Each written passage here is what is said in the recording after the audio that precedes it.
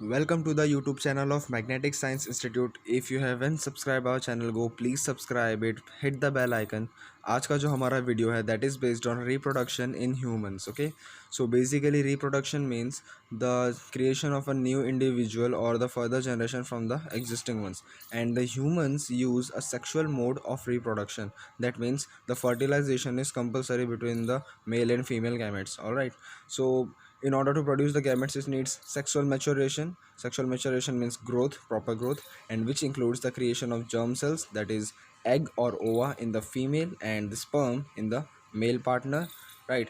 And this period of sexual maturation is called puberty के दौरान hormonal changes होते हैं जिसकी वजह से बॉडी के अपीयरेंस में चेंजेस आते हैं बोथ मेल एंड फीमेल में, और ह्यूमन बींग्स में तो दोनों के ही रिप्रोडक्टिव सिस्टम वेल डेवलप्ड है.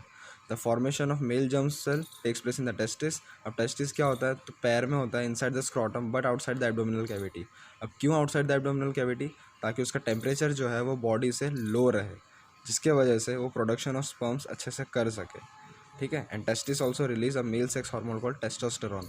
This is responsible for hormonal changes in male, right. अब उसके फंक्शंस देखते हैं. So the functions of testosterone the regulate the production of sperm, that is basic one, and brings about changes in appearance seen in boys at the time of puberty. Growth of body, muscles, broadening of shoulders, mustache, all these are the changes of sperms along with the secretion of prostate gland and seminal vesicle constitute semen. Semen is the fluid material जिसके अंदर boys का genetic material होता है, and they enter the female genital tract during population, right. Female reproductive system देखते हैं. This is bit complicated as compare to the male. The female germ cells or the egg cells are made in the ovaries, a pair of which is located on both the side of the abdomen. दो ovary होते हैं, right, एक पैर में. and when a girl is born, ovaries are already having the immature eggs which will later on mature at the age of puberty, or we can say when the girl gets sexually matured. and one egg is produced every month by one of the ovaries, right. अब अगर आगे देखते हैं कि अगर ovary में egg produce हुआ लेकिन मैच्योर नहीं हुआ, फर्टिलाइज नहीं हुआ, तो क्या होगा, right. The first of all the egg is carried from the ovary to the womb through the fallopian tube. यहीं पे जो है फर्टिलाइजेशन होता है और आगे जाके एक बैग यूनाइट हो जाता है इलास्टिक बैग लाइक स्ट्रक्चर से, जिसको अपने बोलते हैं uterus. This is the region which grows during the pregnancy.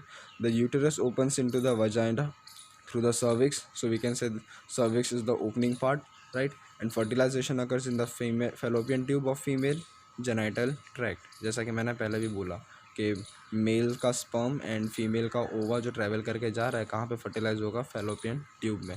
Let's see diagrammatically how it looks like.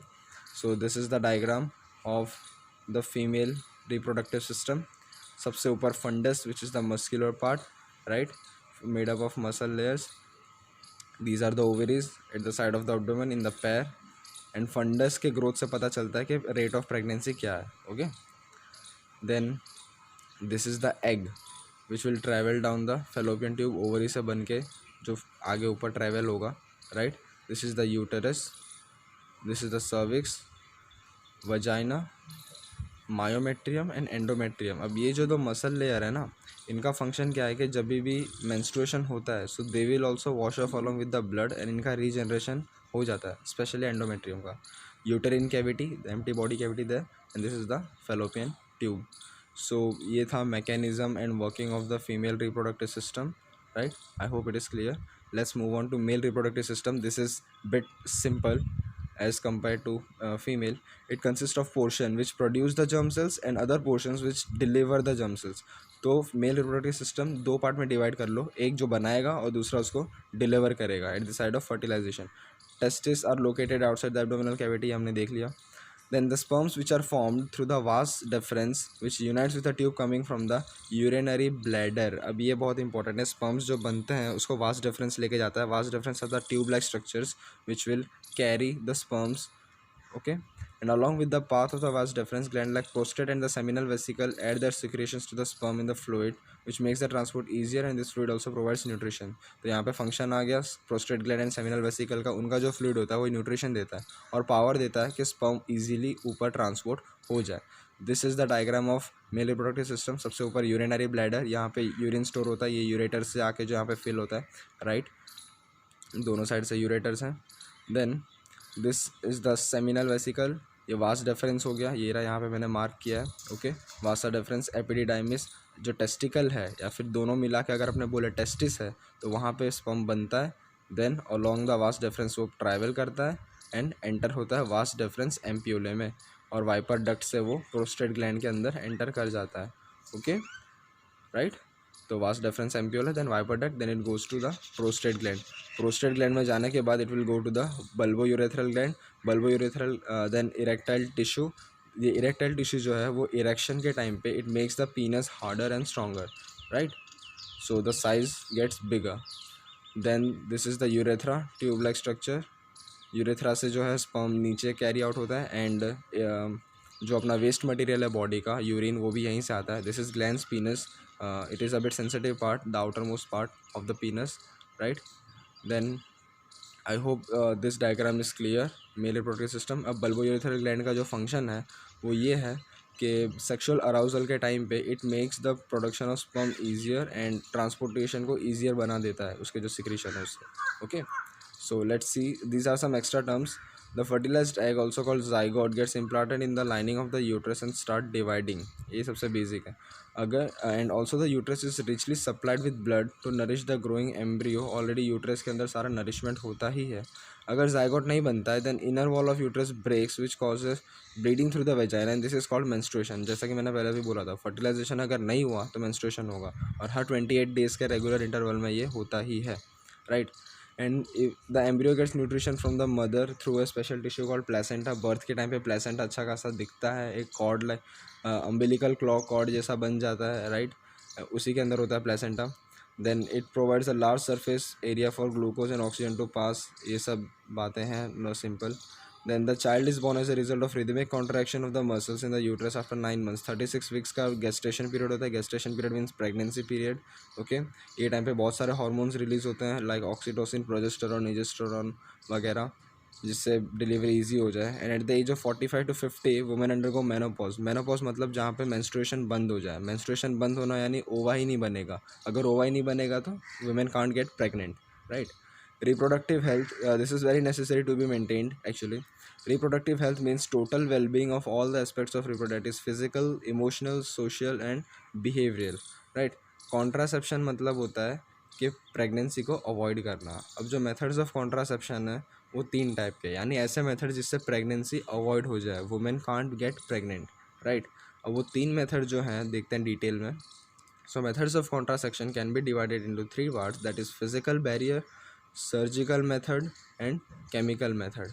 Okay, physical barrier देखते हैं। In physical barrier use of condoms, diaphragm and cervical caps are there. This is the easiest one and इसमें कोई side effect भी नहीं होता, लेकिन protection की 100% guarantee नहीं है। If the condoms get break then there is a chance, 1% chance that women may get pregnant, right. Vasectomy, tubectomy, this both leads to sterilisation. Vasectomy में क्या होता है, जो वास डिफरेंस को होता है उसको सर्जरी करके टाई अप कर देते हैं, नॉट जैसा बना देते हैं। Same with the tubectomy, right. तो स्पर्म या फिर वो वक्त ट्रैवल ही नहीं होगा। एंड कॉपर टी और loop is placed in the uterus to prevent the pregnancy, this have side effects. Okay guys, chemical method में oral contraceptive, this are taken orally, मतलब माउथ से लेते हैं, पिल्स होते हैं ये। This changes the hormonal balance और egg release होने ही नहीं देता ड्यूरिंग द कॉपुलेशन और वी कैन से मेटिंग।